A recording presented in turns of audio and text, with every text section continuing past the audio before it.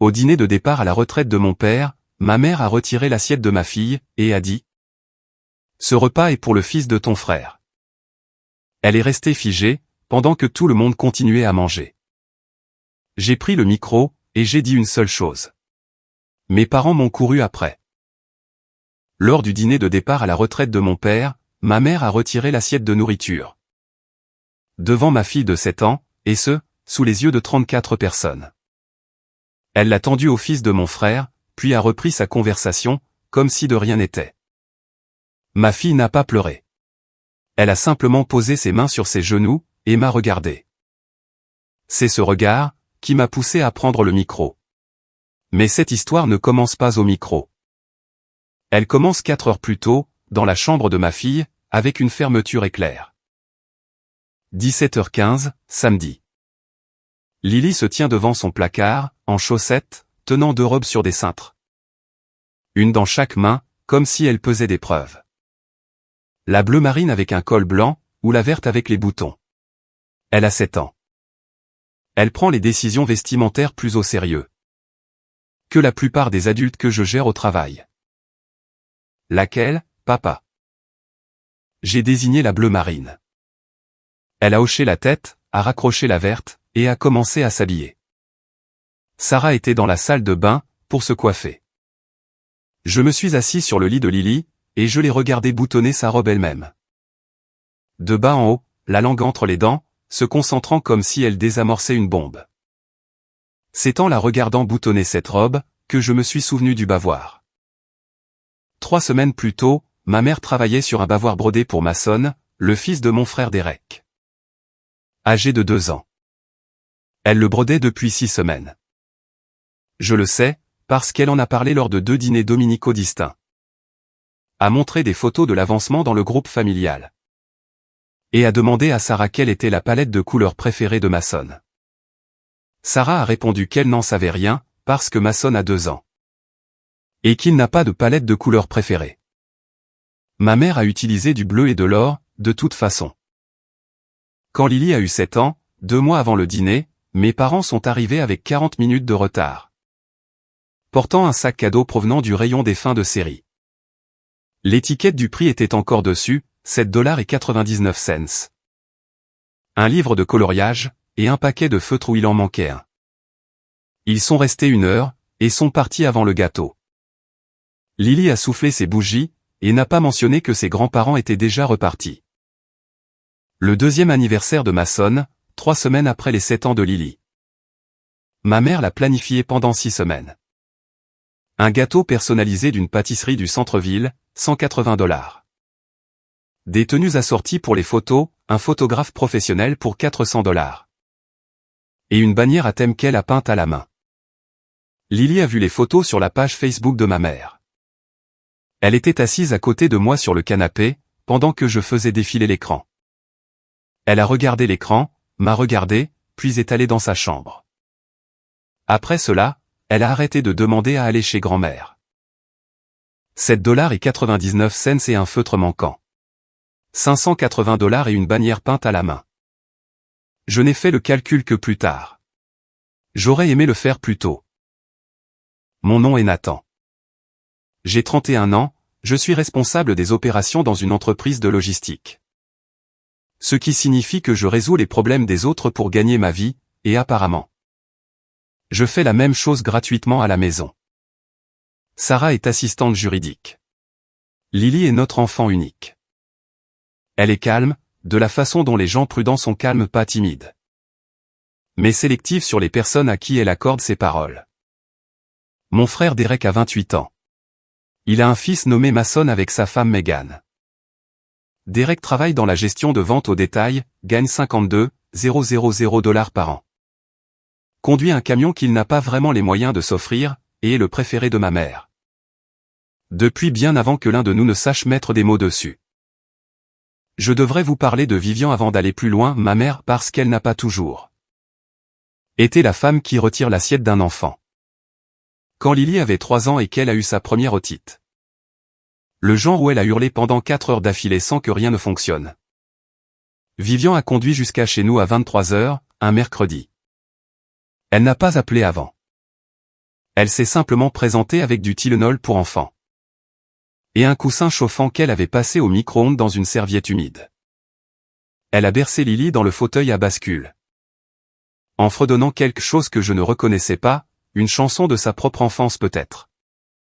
Et Lily a arrêté de pleurer en moins de 10 minutes.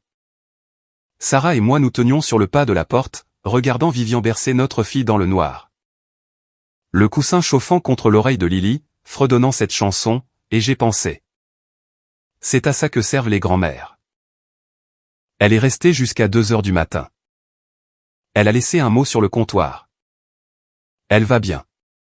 Les années semblent toujours pires qu'elles ne le sont. Avec amour, maman. C'était ça, Vivian. C'était la femme pour qui j'ai dépensé 93,4 cents pour la soutenir sur une période de 4 ans. La distance entre cette femme et la femme du dîner de retraite. J'essaie encore de la mesurer, mais la règle n'est pas assez longue. 17h48 Lily est habillée. Robe bleu marine, col blanc, cheveux en queue de cheval faite par Sarah avec un ruban assorti.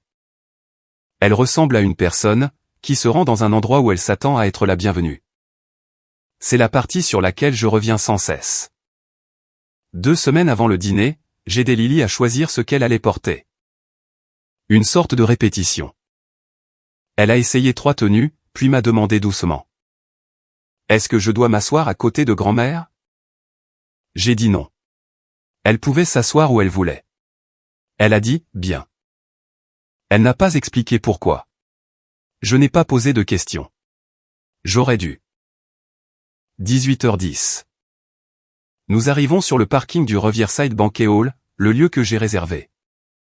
Le lieu que j'ai payé.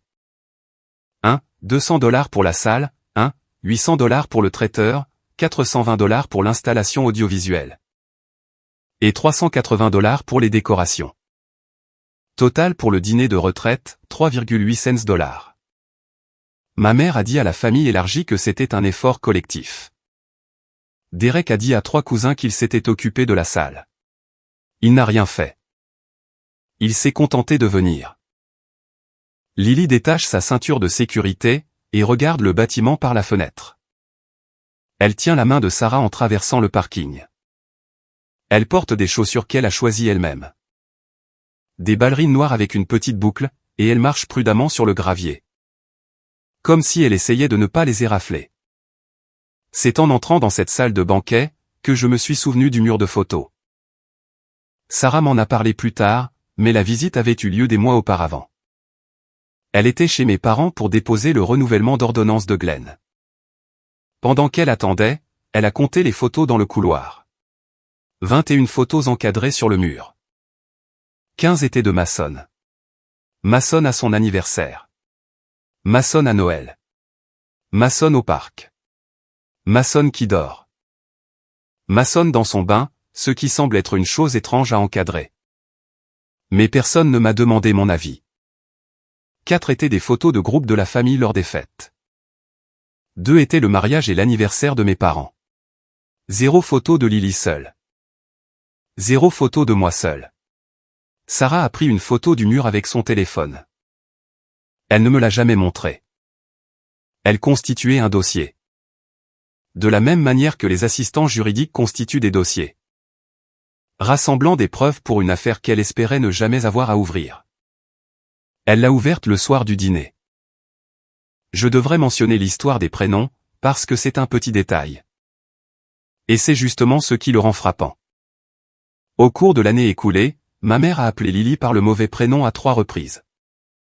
2 fois, elle l'a appelée Maddie, qui est le prénom de Megan, la femme de Derek. Comme si Lily était si périphérique dans son système de classement mental. Qu'elle était rangée dans le mauvais dossier. Une fois, lors d'un barbecue familial en juillet. Elle a présenté Mason à un voisin comme « mon petit-fils ». Quand le voisin a regardé Lily et a dit « Et qui est cette petite ?»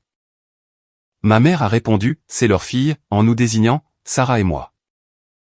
Pas « ma petite fille ». Pas le prénom de Lily. Leur fille. Comme si Lily appartenait à une catégorie différente de celle de « petit enfant ». Lily l'a entendu. Je le sais, parce qu'elle se tenait juste là, avec sa brique de jus. Et elle m'a regardé avec cette expression qu'elle a, une expression d'observation. Où elle calcule s'il faut dire quelque chose ou l'enregistrer dans un coin de sa tête. Elle l'a enregistré. Elle enregistre toujours tout. 18h22, nous entrons dans la salle de banquet. Ça sent le pain à l'ail, et les centres de table floraux que Vivian a commandés.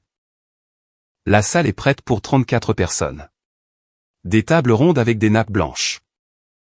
Des cartons d'invitation à chaque place. Je vois immédiatement celui de Mason, imprimé, assorti aux invitations formelles, même police. Même papier, même petite bordure dorée. Je cherche celui de Lily. Il y a une place à une table près de la porte de la cuisine. Avec une carte écrite à la main au stylo. Lily, avec 2 L. Ma mère a mal orthographié le nom de ma fille. Sur un carton de table pour un dîner que j'ai payé. Lily ne remarque pas l'orthographe. Elle s'assoit. Elle pose sa serviette sur ses genoux, comme je le lui ai appris. Elle a 7 ans, et elle a de meilleures manières à table que la plupart des adultes dans cette salle. La place de Mason est à la table d'honneur, à côté de Vivian et Glenn. Il a un bavoir personnalisé, celui qui a été brodé, 6 semaines de travail, bleu et or. Il a une tasse à bec. Il a un carton de table imprimé. Il a une chaise haute. Que ma mère a apportée de chez elle et installée avant que tout le monde n'arrive. Ma mère a tout prévu pour Mason. Elle a préparé son confort. Elle a apporté une chaise haute, un bavoir, une tasse à bec. Et une carte imprimée avec son nom correctement orthographié. Pour Lily, elle a pris un stylo, et a raté l'orthographe. 18h45, le dîner est servi. Lily se tient bien droite, la fourchette dans la main droite, la serviette sur les genoux. Elle me regarde de l'autre côté de la table, et sourit, juste un petit sourire. Un enfant lors d'un dîner d'adultes, qui a le sentiment de bien faire les choses. La nourriture arrive à notre table, poulet, pommes de terre rôties, haricots verts. Une assiette est posée devant Lily. Elle prend sa fourchette. La main de ma mère traverse la table, pas de manière rapide, pas de manière agressive. Mais avec désinvolture, comme si elle cherchait une salière. Elle a fait glisser l'assiette loin de Lily, l'a ramassée, et l'a déplacée à la place de Mason. À la table d'honneur. Il avait déjà une assiette. Il en avait maintenant 2. Ce repas est pour le fils de ton frère, a-t-elle dit, non pas à Lily, mais à moi. Par-dessus la tête de Lily, comme si ma fille était un meuble entre nous. La fourchette de Lily était encore en l'air, suspendue. Elle l'a posée. Elle a mis ses mains sur ses genoux. Elle n'a pas pleuré. Elle n'a pas demandé pourquoi. Elle n'a pas regardé Vivian. Elle m'a regardé, moi. Ce regard. J'ai besoin de décrire ce regard. Parce que c'est la chose que je vois quand je ferme les yeux aujourd'hui. Ce n'était pas de la confusion. Ce n'était pas de la tristesse. C'était de la reconnaissance. Le visage d'une enfant de 7 ans me montrant qu'elle comprenait déjà quelque chose. Que je refusais de comprendre depuis 31 ans.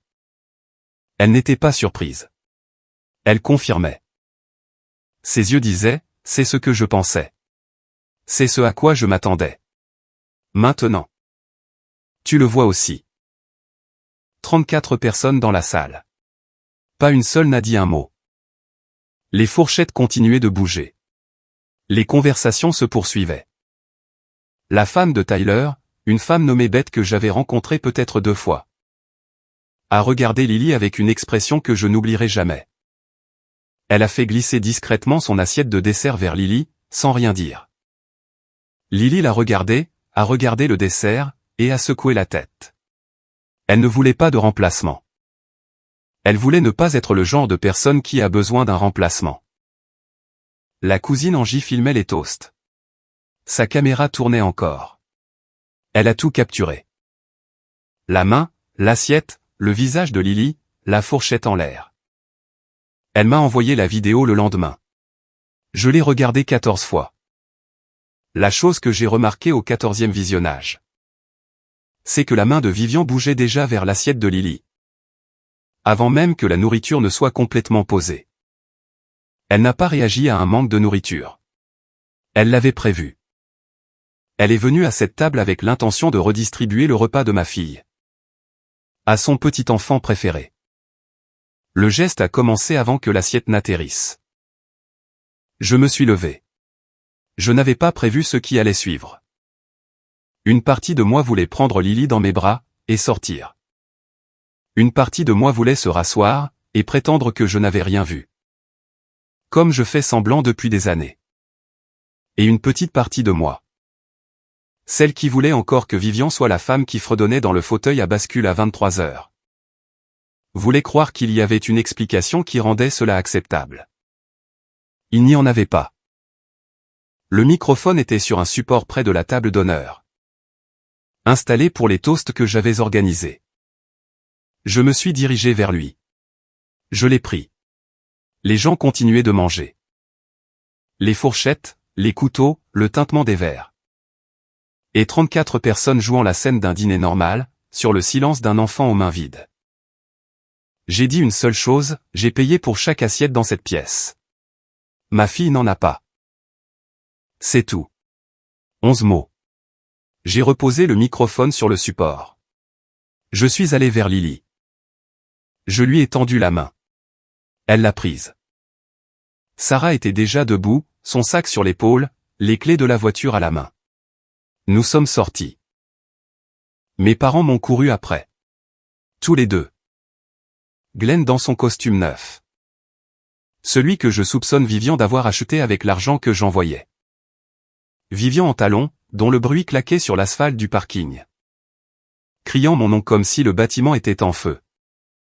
Nathan, arrête. Nathan, tu gâches la soirée de ton père.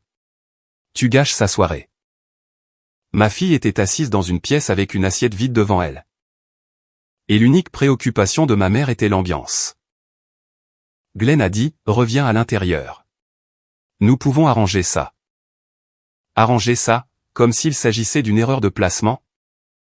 Comme si le fait de retirer l'assiette d'une enfant de 7 ans était un problème de logistique. Et non une déclaration de rang. J'ai installé Lily dans la voiture, j'ai bouclé sa ceinture. Sarah s'est mise au volant. Je me suis tourné vers mes parents, debout dans le parking, et je n'ai rien dit. Je suis monté dans la voiture. Sarah a démarré. Le trajet de retour. C'est là que ça se joue. Lily était sur la banquette arrière, silencieuse, ne pleurant pas, ne s'agitant pas. Restant simplement assise avec les mains sur les genoux, dans la même position qu'à table.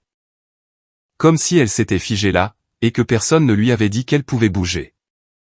La voiture sentait le désodorisant à la vanille, que Sarah garde accroché à la ventilation. Et quelque chose d'autre, cette odeur de pain à l'ail de la salle de banquet. Encore imprégnée dans nos vêtements. 10 minutes de silence. Puis Lily l'a dit. Papa, est-ce que je n'étais pas censé manger? 7 mots. Les mains de Sarah se sont serrées sur le volant. Je pouvais voir ses articulations blanchir sous la lumière du tableau de bord. Je me suis retourné sur mon siège, et j'ai regardé ma fille. Elle ne pleurait pas. Elle demandait. Une question sincère d'une enfant de 7 ans. Qui était arrivé à un dîner dans une robe bleu marine avec un ruban dans les cheveux? La serviette sur les genoux, la fourchette à la main, faisant tout correctement. Et qui s'était fait retirer sa nourriture par sa grand-mère. Elle demandait si le problème venait d'elle, si elle avait fait quelque chose de mal. S'il y avait une règle qu'elle ignorait, expliquant pourquoi ma sonne mangeait pas elle. J'ai dit, tu étais censé manger. Tu as toujours été censé manger. Elle a hoché la tête, a regardé par la fenêtre, et n'en a plus reparlé. Une partie de moi voulait faire demi-tour, retourner à la salle de banquet. Et dire chaque mot que j'avalais depuis 31 ans. Une partie de moi voulait appeler Vivian. Et l'entendre expliquer cela d'une manière qui rendrait la chose moins grave. Et une petite partie de moi. Celle avec laquelle je suis resté assis en silence pendant le reste du trajet. Voulait que ma mère redevienne la femme du fauteuil à bascule. Celle qui se présentait à 23 heures avec un coussin chauffant et une chanson. Celle qui laissait des mots disant, avec amour, maman.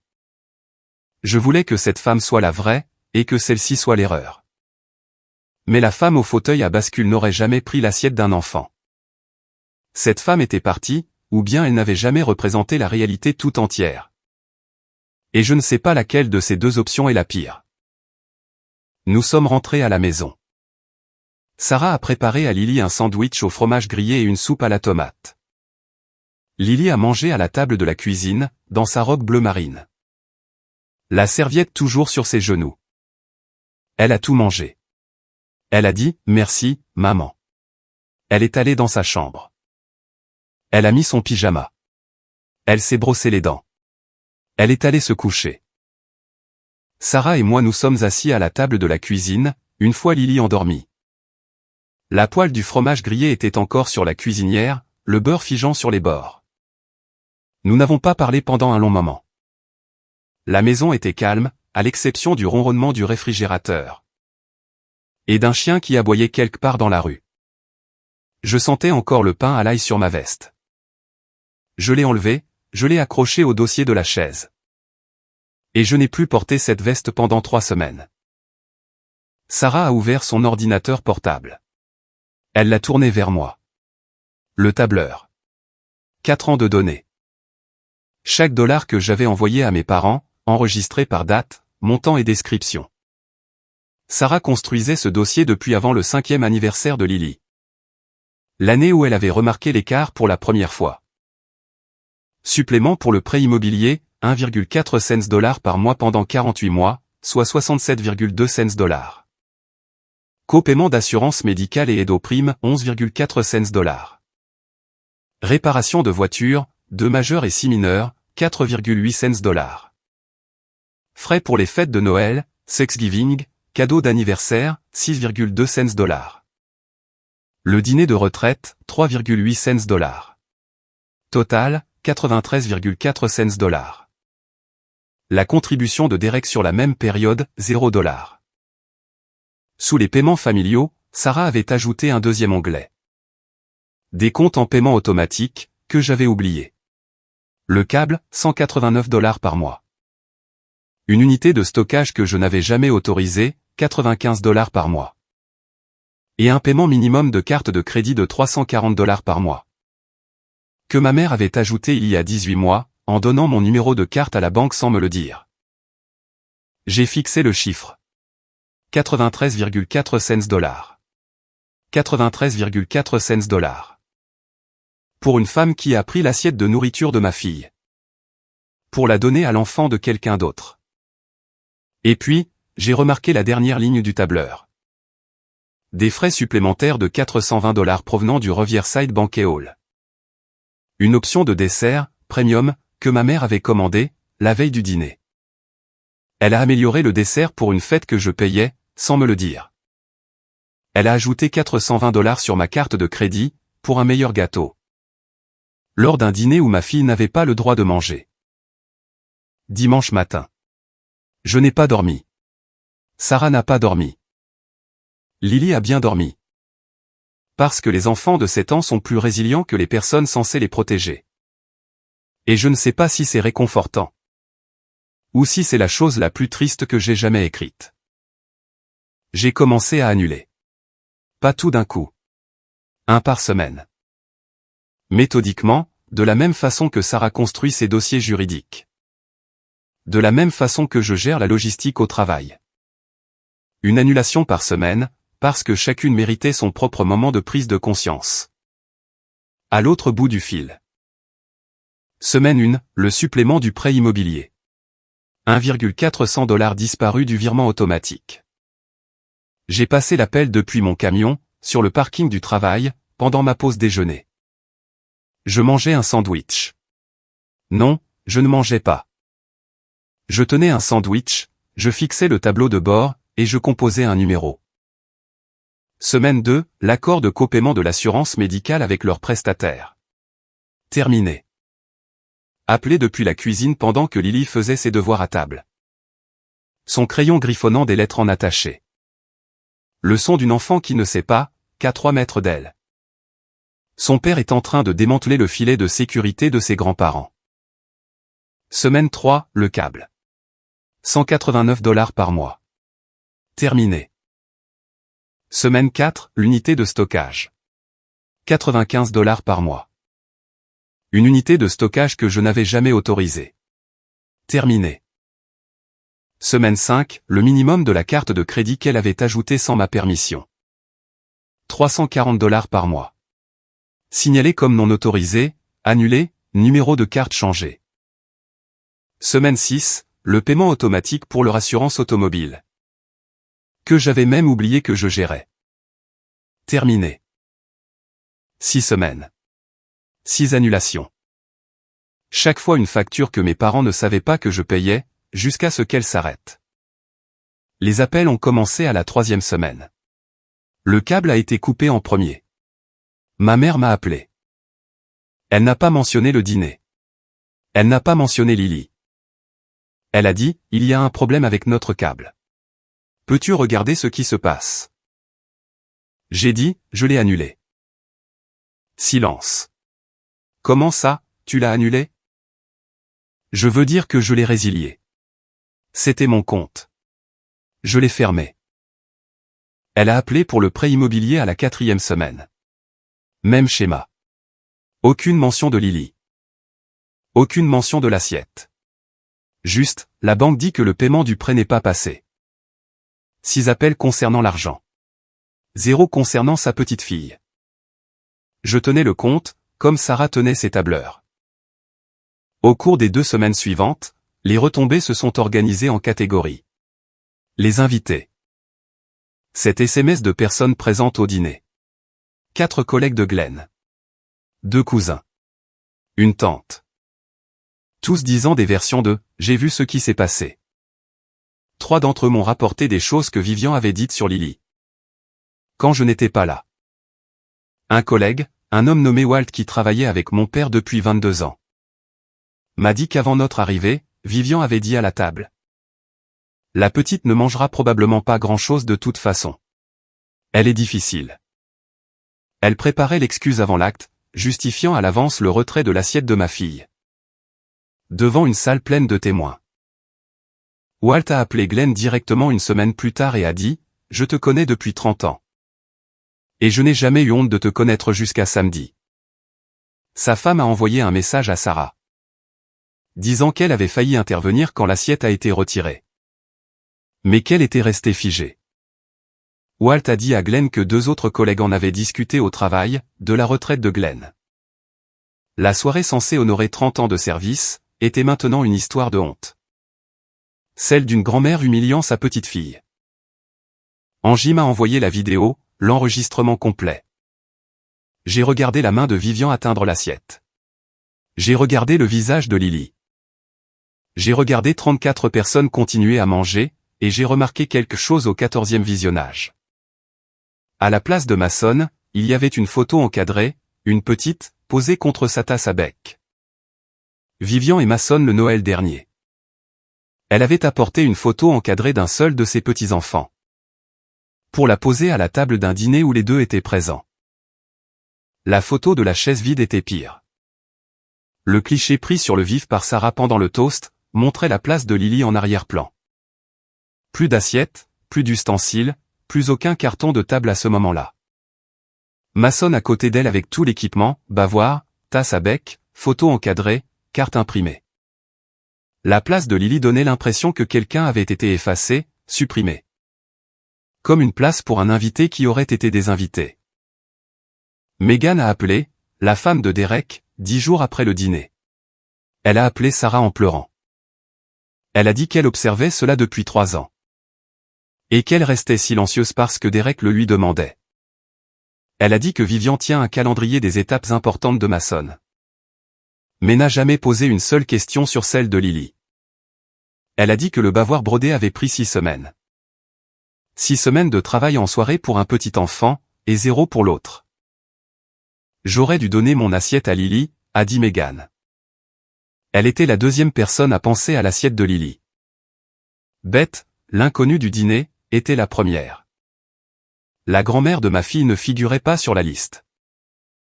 Tante Ruth m'a appelé directement, la sœur de ma mère. Elle ne fait pas dans les fioritures. Ruth a une voix qui ressemble à du gravier que l'on trie, et elle l'utilise avec efficacité. Ta mère fait ça depuis que tu es né, a-t-elle dit. Tu ne l'as simplement pas vu, parce que ça t'arrivait à toi. Ruth m'a raconté que lorsque Derek et moi étions enfants, Vivian tenait des albums souvenirs. Celui de Derek faisait 40 pages, détaillés, avec des légendes. Le mien faisait 6 pages, et s'arrêtait à l'âge de 4 ans. Ruth avait gardé les 2 albums. Elle les conservait exactement pour ce genre de moment. Elle a proposé de les apporter. J'ai dit pas encore. Je n'étais pas prêt à voir ces 6 pages. 3 semaines après le dîner, Lily a dessiné un portrait de famille en cours d'art plastique. Son professeur l'a envoyé à la maison. Elle avait dessiné la même chose qu'il y a 3 mois, Nathan, Sarah, Lily. Pas de grands-parents, pas d'oncles, pas de maçonne. Mais cette fois, elle avait ajouté une table avec de la nourriture. 4 assiettes, toutes pleines. Elle avait dessiné un repas où tout le monde mange. Sarah l'a affiché sur le frigo, et a dû quitter la pièce. La même semaine, j'ai aidé Lily à écrire des cartes de remerciement. Elle a écrit à Beth, qui lui avait proposé son dessert, à la cousine Angie, qui s'était assise à côté d'elle pendant les discours, à Sarah. Il n'y avait pas de cartes pour Vivian ou Glenn. Elle ne les a pas oubliées par colère. Elle n'a simplement pas pensé à inclure les gens qui lui avaient pris sa nourriture. Leur absence de sa gratitude était naturelle. Ils étaient devenus hors de propos pour sa soirée, sauf pour la partie où ils l'avaient gâchée. Sarah a envoyé le tableur par la poste. Enveloppe simple, pas de mots, juste les chiffres. 4 ans, 93,4 cents dollars, ligne par ligne. Vivian a appelé Sarah, pas moi. Pourquoi as-tu envoyé ça? Sarah a répondu, pour que tu puisses demander à Derek de couvrir les frais. Vivian n'a pas rappelé pendant 9 jours. Derek m'a appelé le 11e jour. Il a dit, tu ne peux pas simplement arrêter de les aider. J'ai dit, toi, tu n'as jamais commencé. Il a raccroché. Il gagne 52,000 dollars. Son loyer est de 1,8 cents dollars. Son paiement de voiture est de 640 dollars. Il a 4,2 cents dollars de dette de carte de crédit. Il ne peut pas couvrir une fraction de ce que je payais. Le style de vie de mes parents était un échafaudage, et j'étais cet échafaudage. Et personne ne regardait en bas. Personne ne regardait même sur le côté, pour vérifier si l'échafaudage était fatigué, ou en colère. Ou s'il se tenait sur un parking à regarder ses parents le poursuivre, lui, au lieu de sa fille. Meghan a posé un ultimatum à Derek 2 semaines plus tard. Arrêter de cautionner le favoritisme de sa mère, ou perdre son mariage. Elle lui a dit qu'elle n'élèverait pas Mason dans une famille qui classe ses enfants par préférence. Elle a dit, ta mère a pris la nourriture d'une enfant de 7 ans. Une assiette d'une gamine lors d'un dîner, et tu as regardé sans rien dire. Derek lui a dit que ce n'était pas si simple. Meghan a répondu, c'est exactement aussi simple que ça. Derek était coincé entre sa mère et sa femme. Vivian lui disait que Meghan exagérait. Meghan a montré le tableur à Derek. Il n'avait aucune idée que j'avais payé 93,4 cents dollars. Il pensait que nos parents s'en sortaient très bien tout seuls. Il pensait que le dîner de retraite était un effort familial. Il pensait beaucoup de choses qui n'étaient pas vraies. Parce que c'était plus facile que de poser des questions. Il vivait dans une version de notre famille où tout le monde contribuait équitablement. Et où Vivian aimait tout le monde de la même manière. Cette version nécessitait de ne pas ouvrir de tableur, de ne pas compter les photos sur un mur. De ne pas regarder le nom sur un carton de table. Elle nécessitait de ne pas regarder. Derek était très doué pour ne pas regarder. L'embuscade sur le pas de la porte. Un samedi matin, 4 semaines après le dîner, Vivian et Derek se sont présentés ensemble. Sans prévenir. Lily prenait son petit déjeuner et des céréales à la même table. Avec la même serviette sur ses genoux. Vivian est entrée et a commencé son discours. Nous devons parler de cela comme des adultes. Cela a duré assez longtemps. Nous sommes une famille, et les familles s'arrangent toujours, et... Lily a levé les yeux de son bol de céréales. Bonjour, grand-mère. Polly, plat. Le même ton que l'on utiliserait avec une caissière dans un magasin où l'on ne compte pas revenir. Pas de chaleur, pas de colère, juste un mot. Vivian s'est arrêtée en milieu de phrase. Elle n'avait pas vu Lily depuis le dîner. Elle a regardé ma fille, assise là avec son bol de céréales et sa serviette. Et un visage qui ne jouait aucun rôle pour personne. Elle s'est mise à pleurer. Lily s'est remise à ses céréales. Le discours s'est effondré. Derek se tenait derrière sa mère, regardant le sol. Sarah se tenait dans l'encadrement de la porte de la cuisine, les bras croisés. Personne n'a parlé pendant un moment. Puis Vivian a dit, à travers ses larmes, « Je veux juste que les choses redeviennent normales. » J'ai dit, c'est la normalité, le problème. Ils sont partis. Lily a fini ses céréales. Le groupe de discussion. Vivian en a créé un intitulé « Unité familiale ». 43 personnes ajoutées. Elle a écrit un long message sur le pardon. Sur le fait qu'un malentendu ne devrait pas briser une famille. Sur le fait qu'elle aime tous ses petits-enfants de la même manière et qu'elle l'a toujours fait. Elle a utilisé le mot « équitablement » 3 fois. Elle a utilisé le prénom de Lily 1 fois. Elle a utilisé le prénom de Mason 0 fois, ce qui était stratégique. Car mentionner Mason aurait rappelé à tout le monde pourquoi nous en étions là. J'ai répondu par une seule ligne, elle m'a demandé si elle était censée manger. Personne n'a répondu pendant 40 minutes. Puis Sarah a enchaîné avec le tableur. Présence aux événements, Mason contre Lily, sur 4 ans. Vivian et Glenn ont assisté à 31 des 33 événements de Mason. Ils ont assisté à 4 des 38 de Lily. Sarah les a listés, date par date. Pas de commentaires, juste des données. Tante Ruth a rejoint le groupe. Elle a posté des photos des 2 albums souvenirs côte à côte. Celui de Derek, 40 pages, légendé, décoré. Le mien, 6 pages, s'arrêtant à l'âge de 4 ans.